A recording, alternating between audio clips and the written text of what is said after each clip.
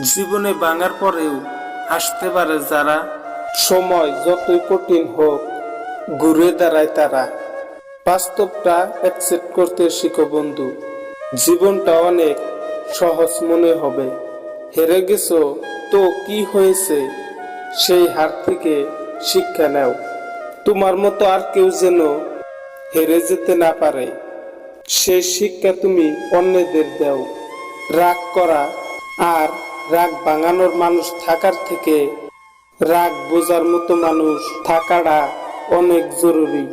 বিশ্বাস শব্দটা খুবই মূল্যবান, যাকে তাকে বিশ্বাস করা যায় না।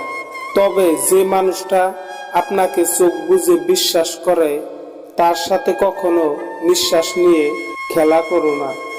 বিশ্বাস জিনিসটা নিঃশ্বাসের সাথে জড়িয়ে থাকে। বিশ্বাসের জায়গাটা যখন নড়বড় হয়ে যায়, তখন নিঃশ্বাসের প্রতিটা মুহূর্তই যেন অস্বস্তিকর লাগে।